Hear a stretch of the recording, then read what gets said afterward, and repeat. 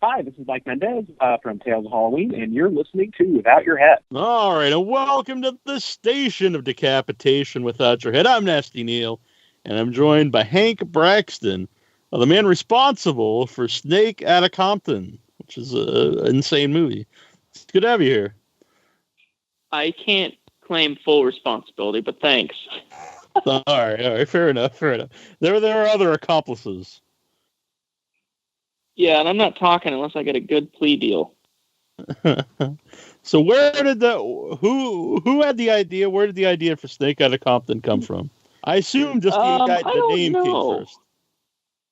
Yeah, I think that just putting this out there right off the bat, I did not come up with the title or concept. The gentleman, the executive producers who distributed the film or found distribution for it, they probably came up with it in a bar or something. Thought it was a hilarious title, and I agree, it's a great title. And the script just landed in my lap at the right time when I was looking for a project, and they allowed us to kind of rewrite it and tailor it to our style, which is a bit probably goofier than was originally intended, and that's where it went.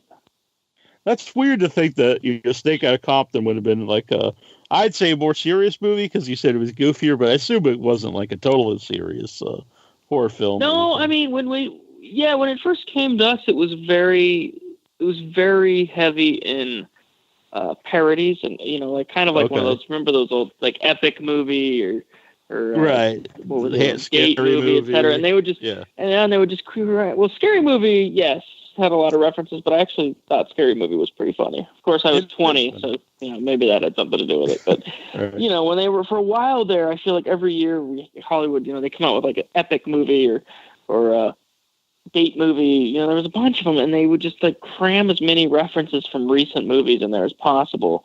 And the original script for Snake Outta Compton was very much that. It was like every urban film that was out, be it Training Day or Menace to Society or any of them, they would cram some sort of reference in it. And as we were rewriting it, it just kind of took a life of its own, and we felt like the characters were goofy and fun enough that we didn't really need all the references, even though a couple have survived. Mm-hmm. Yeah, I always think that those movies don't age well either, if it's like so much like pop culture at the time. Yeah, of course. And that's why, Snake Outta Compton is definitely engineered to endure the test of time. It'll certainly be a classic right. 20 years from now. It's the Godfather. They'll be teaching it at film theory in USC and probably the Library of Congress. No, I do want to, because it seems like I want to call this a sci-fi movie, but it's like in that same kind of idea that those kind of movies have become like their own genre, I think. Like Sci-Fi Channel. You're referring to the right. What do we call these? The mashup mockbuster. Right. Well, this isn't Sharktopus, Sharknado, etc. Yeah, right. It's kind of in that realm. It's the snake's not mixed with anything. It's not like a snake avalanche or snake-a-lanche or something, but it's a kind of that could be the sequel. I don't know. But I like the ideas dialogue for the sequel. Oh, really? I was asked that later, but so there are plans for a sequel, or at least ideas for a sequel? Well, I mean, look, it's like with any movie. It's gotta make a certain amount of money and justify that. They gotta be like, oh, we can make more money if we put out a sequel. And the whole cast and crew and I would love to do another one. We had a really good time making this one, and we'd like to make a second one that's just even way crazier than this one. And then if we ever get to a third one, it'll be even more batshit. So, but it's got to do really well first, and you just never know what's going to do well. It all depends on the audiences and what they want at the time, and you can't put your finger on the pulse of movie watchers, a year ahead of time, because if you could, everyone would be cranking out hits. Sure. So where can people get, or when can people get Snake Outta Compton, and where will they be able to get it? Well, it's street date is October 23rd. You can get a DVD, which is cool. Would have been cooler if they kept all our special features, but number of rights issues and things kind of kept some of those off. We actually had a really great behind-the-scenes documentary. We'll probably just put up on YouTube. But other than DVD, you'll be able to get it on, the usual suspects: Amazon, iTunes, Google Play, Vudu, etc. I like I like a lot of the music in the movie, but it opens up with almost like an NWA-esque theme song to open up, and it all culminates in a big rap battle. So, how hands-on are you in the music in the movie? Well, to be honest, I mean, I was hands-on in all the selection of the music. Mm-hmm. Serving as not just like the writer and director, but also the editor. Of course, I'm going to be very involved in that. And we didn't have a music producer, so I had to handle all that. But as far as the rap songs and the original songs, those were all written by Tim Johnson, who was one of the writers. And he's always just been a musical guy. And, the whole movie is very much in his vibe, which is just like he's this really goofy but heartfelt guy. There's a lot of charm to what he did, even though it's really silly, if that makes any sense. Yeah, definitely. So the rap music, I feel like for the most part, isn't NWA at all. It's this weird, like goofy, like out of time. I don't know how to describe it. It's very strange. It's very funky. Uh-huh. And the whole film, we kind of went for like an early '90s like G-funk feeling to the hip hop ensemble. Mm-hmm. No, do you yourself? Have you ever been to Compton? Do you have any like street cred or anything? Oh yeah, I mean, I wouldn't say I have street cred at all. I mean, I grew up in Western Colorado on a farm, so no. I did live in Los Angeles for 12 years. Okay. And we did film part of the film in Compton. We filmed it all over Los Angeles, actually. Inglewood, Hawthorne, Canoga Park, Burbank, like really just everywhere. Mm-hmm. Yeah, I'm from the mean streets of Cape Cod. So. Mm-hmm. The mean streets of what?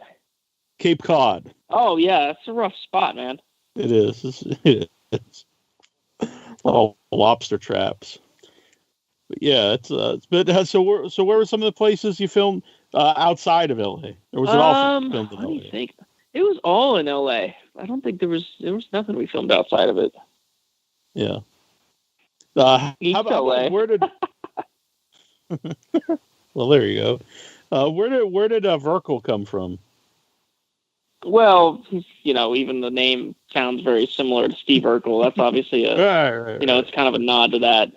We put a lot of like just silly little nods and homages to things in there. Mm-hmm. Actually, a serious question: when you are filming in different locations, did you run into any problems? Gosh, I mean, not really, other than just short on time. I guess I could backtrack, and I will say. We definitely filmed in some sketchy areas of LA, including some freeway underpasses where there were a lot of homeless folks, and that can get a little dicey because, I mean, with those poor people, you just like you don't know what you're getting with someone that's like living on the street and desperate, and it's like when there's a whole lot of them just kind of like starting to swarm your set, it can get a little nerve-wracking because, like I said, you don't know what people are going to do in general. Yeah. I like the dialogue in the movie. There's a lot of weird lines, like "Don't be a whack scrote," I think was one of them. But yeah. That's yeah. Again, I felt like the mantra on set was always, if it's not stupid, it's not funny, kind of thing. Like you're not, you can't make a movie called Snake Outta Compton and treat it like Citizen Kane when you're making it. We always tried to push the envelope and just make things as silly and weird as possible. And to that end, since we weren't making a historical, drama like Straight Outta Compton, we didn't want to try to emulate that either. And rather than try to pick, street language and jargon and other things that like fit the time, we thought it'd be more fun to kind of make up our own and, just kind of see where it goes from there. So like the slang in this film is all just weird, original ideas for the most part. Yeah. I dug it. That's I think it totally works in the movie. It made me laugh. I think you're our kind of audience because it's one of those things. It's totally love it or hate it type of film. You're either going to get it and it's your cup of tea, or you are going to think it's trash. Right. Speaking of that, like, did you show it at like any festivals or have any screenings for it? We haven't yet. We always kind of like just wait until it comes out, and then we'd like to take it around to some venues and things and watch it with some audiences. That's always fun, but no, sadly we didn't get into Cannes or Sundance. Yeah, I think you were robbed. Oh, absolutely. I mean, and it really hurt our Academy Award chances. I was happy to see a Mike Mendez cameo, former guest on the show. Do you know great. Mike at all? It's like he's. Oh yeah, Mike and I we've worked on a lot of stuff for years, and no, I would call him definitely a good friend. He's a really fun guy. He's always willing to go help out pretty much anybody on just about any set, any of his friends in LA, and that kind of happens a lot. Like you get a lot of people going around kind of just, can I move the dolly for you, et cetera, et cetera. And we just thought it'd be fun to get some cameos from some of our friends in here. You did mention you grew up on a farm. So how did you go from a farm kid to making movies in Hollywood? Well, I just kind of, as most artists, you kind of like find a medium that you fall in love with at some point in your adolescence or teen years for the most part. Now, that's not to say to anyone listening that, like, if you're in your 50s and you haven't discovered something yet, you can't. I mean, you can reinvent yourself anytime. But I started making films on VHS when I was a kid. And then by the time I was in high school, we pretty much made them for, like, every project that was due, be it a book report or whatever. It's like, we're going to make a movie out of the book, And so we made just silly crap. And that just followed me around. Even when I joined the Army, I ended up making movies in the Army. And I think when I was about 22, it kind of dawned on me. I was like, maybe I can make money doing this. Like, I'd never considered that possibility before. So I went to film school for a little while and then took a job offer in LA and ended up out there doing a lot of TV for the most part. A lot of reality TV, sports documentaries and things like that, but always doing films and things with friends on the side. Well, this has come up a lot. The last month I did Indie Invasion, so there's a lot of independent directors on. What are your thoughts on film school? Because it seems some people say it's like a waste of money. And I mean, I can't tell everyone what's right for them, obviously. I enjoyed film school for the most part, mostly because, look, you go and you always think you know everything, especially when you're a kid. And I mean, you're going to learn some stuff depending on the film school. But more importantly, you're going to come out of there with some relationships. And, I mean, it's sad to say, but if you want to be like, high up in the film and television industry in LA, then you need to go to like one of the main film schools, like primarily like USC or UCLA. Like it just is what it is. It's the age old, club. It doesn't change. Like the people that get into the club get the higher stuff. That's just typically how it works. What kind of like movies were you into before you got into making them? Probably the same. I mean, I grew up on the classics: Nightmare on Elm Street, Predator, Terminator, Aliens, Evil Dead, Army of Darkness, I liked the weird stuff like Pumpkinhead. The kid of the child of the '80s, renting movies at the VHS store. The horror section, I seen pretty much everything in it because they had the coolest. I don't know. It was just awesome. When you're a kid in the '80s, Sure. you watch horror films. Mm-hmm. Like, I don't know. There's just something fun about it and something like fantastic. Yeah. Even though there were tons of great dramas and comedies and other things, I just wasn't into that as a kid. I liked the fantastic. It was sci-fi or horror for the most part. Mm-hmm. So, what kind of movies were you making when you started doing movies on VHS tape? I've gone back and forth. I started trying to make serious horror films, but I kind of discovered a penchant for comedy. I don't know if I'm that funny, but I think so. And I just really like making people laugh. Like, that's more enjoyable to me than scaring people, even though I also love to do that. And so I've always kind of gone back and forth. It's always been, it's either horror or comedy. So basically the kind of stuff I grew up loving. Mm-hmm. Do you still have that stuff? You ever want to put it out yeah, like anywhere course, for people to watch? I don't know if I would ever put some of that stuff out. Some of that stuff was a little, I don't know how to describe it. Maybe not as, maybe insensitive. Like, you're just a dumb kid. You just make fun of like whatever. So. Mm-hmm. Yeah, and it's a different time now. So if it's, I mean, it really is. Like pre-2007, I will say the humor world was just a little different. Yeah.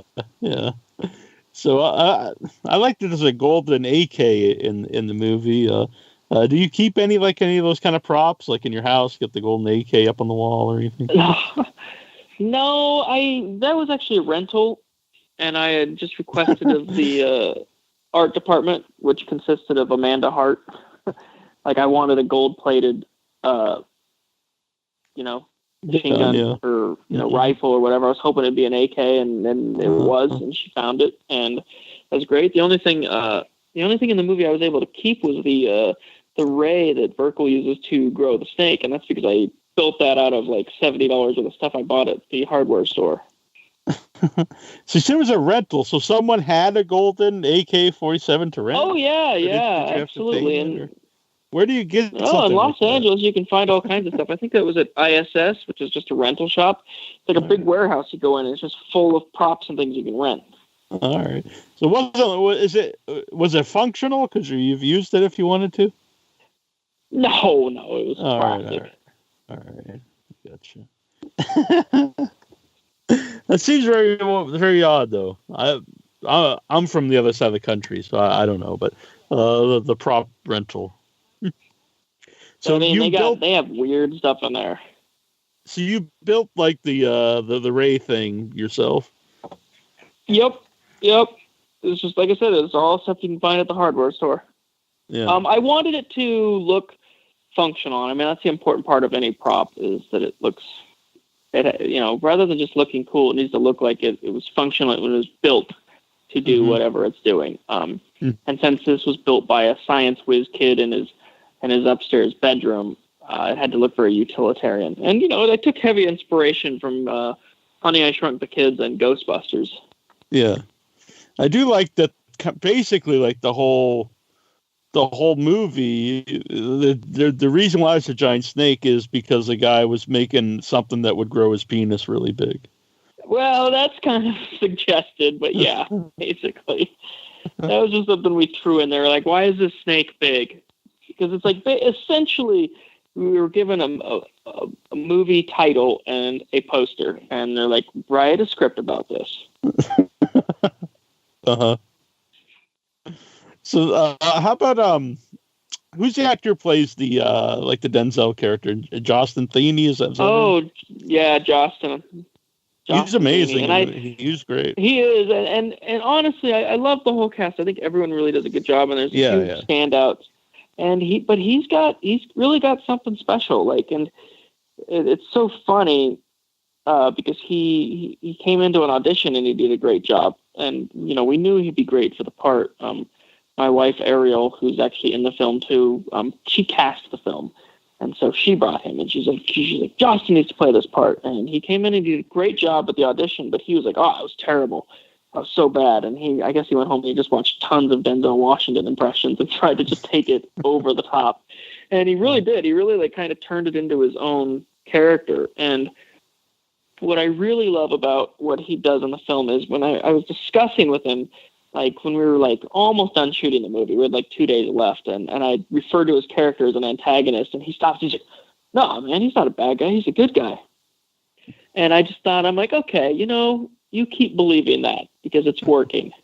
I think a good bad guy is someone who believes what he's doing is right. Absolutely. I mean, that is definitely true. They believe what they're doing is that they're the hero. I mean, really. Yeah. So how about the design of the snake, and how long does it take to do all the CG work? Well, believe it or not, the CG was done by 2 guys in London. Their names were Paul and Steve, and they definitely, unfortunately, bit off more than they could chew to a degree. I think they thought they were getting a lot less work than they ended up getting. But I have to, tip my hat to them because they didn't let me down. They did probably 3 or 4 times more shots than they thought they were going to be doing, and they turned in a lot of stuff that really came out well. At that budget, I would expect the effects to be a lot worse off, but a lot of them look, really solid. I mean, look, obviously it's still not gonna win an Academy Award, but they work to tell the story, and I really feel that the slipshod production of the nature of the entire production really fits and kind of like gives it its own charm. Yeah, I definitely do. So that's cool too. How do you get in contact with 2 guys in London? I guess so. That's how the world works now.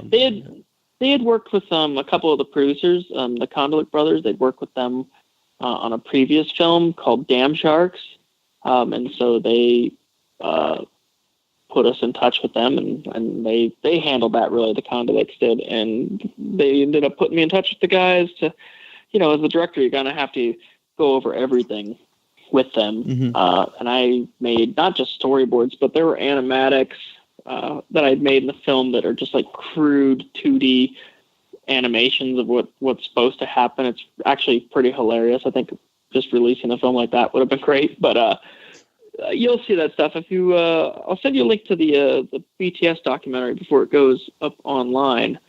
Yeah, and you can see those. They're really silly. It's a lot of fun though. Yeah, I'd like to check that out. And there are some, practical effects. I don't want to give away towards the end of the movie, but I was a big fan of that. So who did I love practical, and I would do practical on everything. Oh, Julie Hapney did all the gore and the practical snake effects. So yes, there's some stuff going on that it's really funny. I know what you're talking about. And I think we could just talk about it. That somebody in the movie ends up kind of turning into a snake. Yeah. And it's because Tim and I had discussed it, and we wanted the movie to just keep getting more and more ridiculous, rather than just sit with its one premise. Like the snake shows up and eats people, they thwart it, it comes back, etc. We wanted to just get weirder and weirder, and it was funny, even when we turned the script in and the EPs read it, they were like, "What? Where the hell did this come from? Like, why did this happen?" And we were like, "Why not? It's funny. It's weird." Uh-huh. So yeah, Julie came in and she did all that, and I thought it looked really great. It was really fun. Yeah, I did that a lot. I like the snake up the butt scene as well. It was good stuff. Yeah. I mean, you got to have like I said, ridiculous. You got to be ridiculous. Honestly, as much as I love the CGI and the work they did too, I really love practical. And if we'd had the time, I would have loved to do the snake as stop motion. That would have been sweet. I'm a huge fan of stop motion, so yeah. Yeah, I actually worked on a movie called Dead Ant before this one. And I tried to convince the director to do stop motion ants. I thought that would have been really awesome. And that's what I would have done. if I directed the film. And I hope that I get a chance to do a horror film one day where I can have a giant stop motion monster. Yeah, that needs to come back. I'm a huge fan of it. I think the last one I saw there was a movie. Yeah, there was a movie about a giant crab a couple of years ago, and it was stop motion crab, and I was very happy to watch it. I missed that. That sounds awesome. I think it's just called Giant Crab now I think about it. But yeah, it was pretty awesome. That's great. Yeah, I love it. It's like we've hit this weird time in film where everything's ironic. Yeah.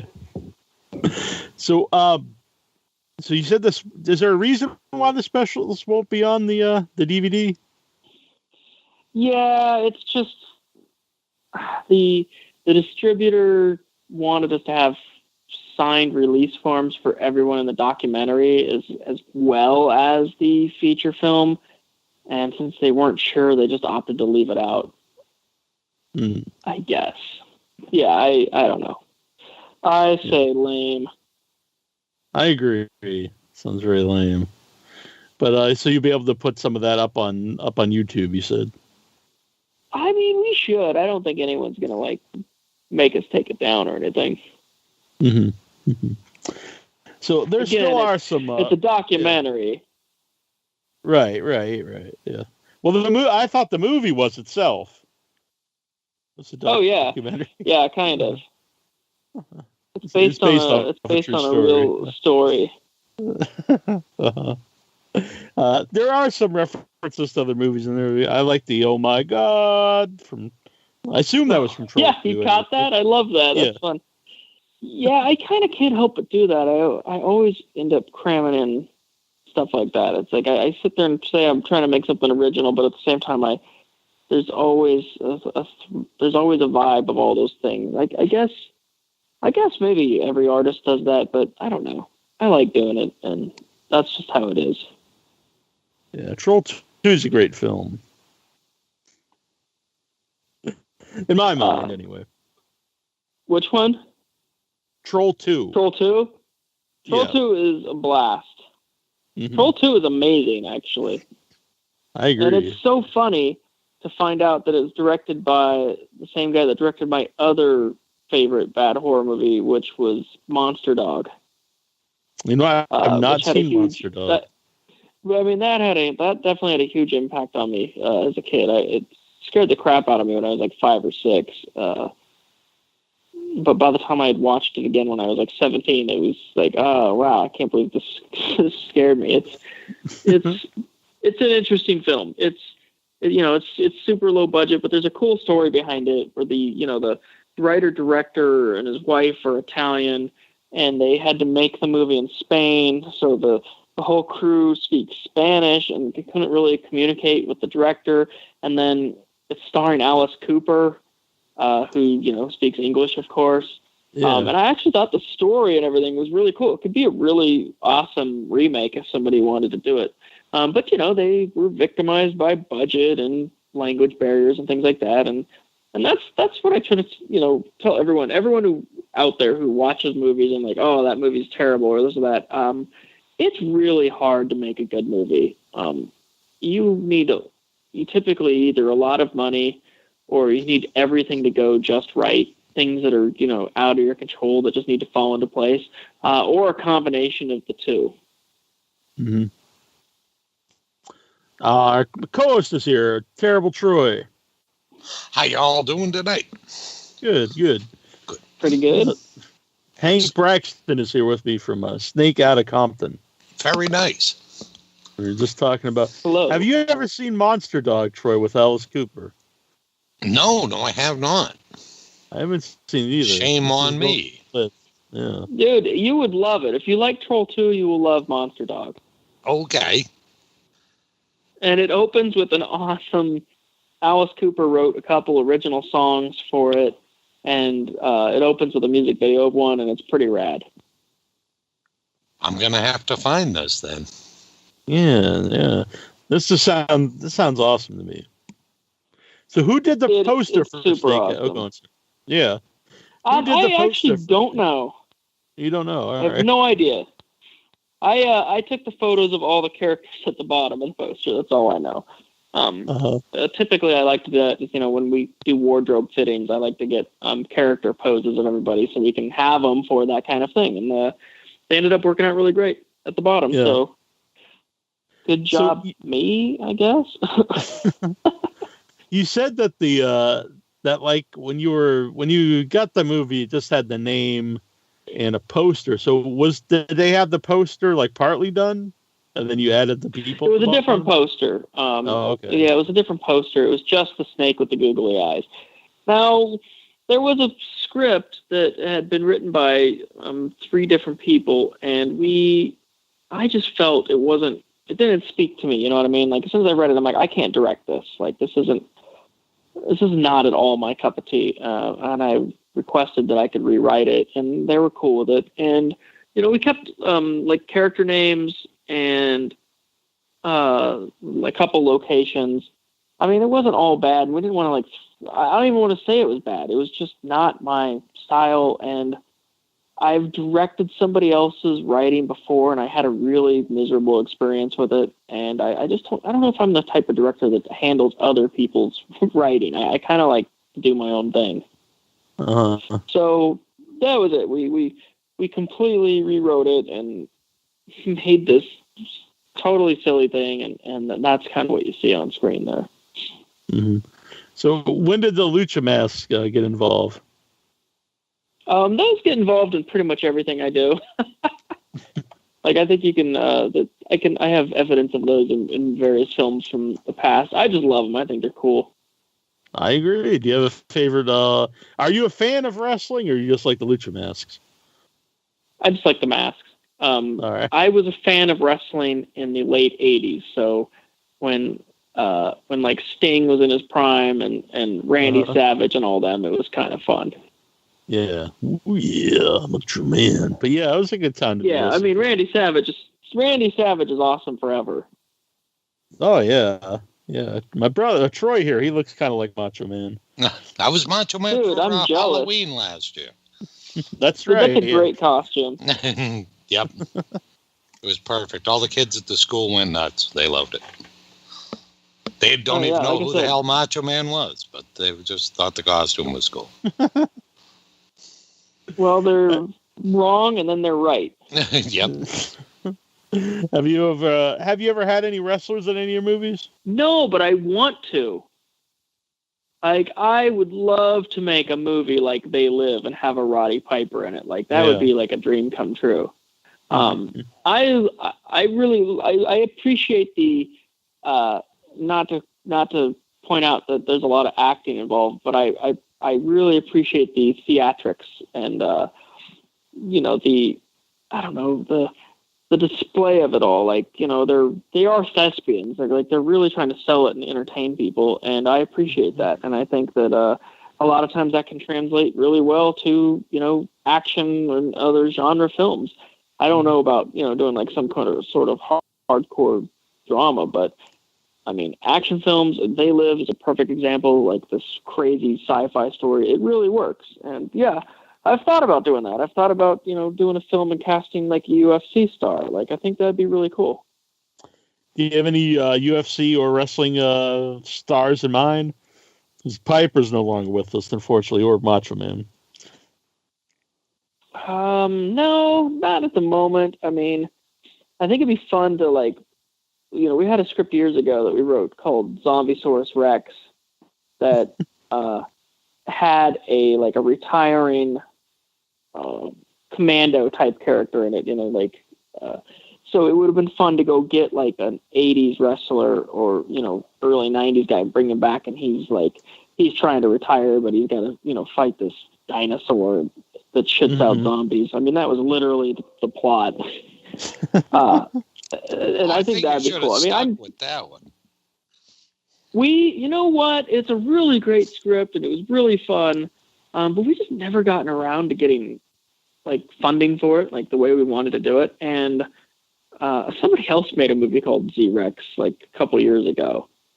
And so at that point, we're just like, well, guess we're not making this. And I mean, we missed the boat, really.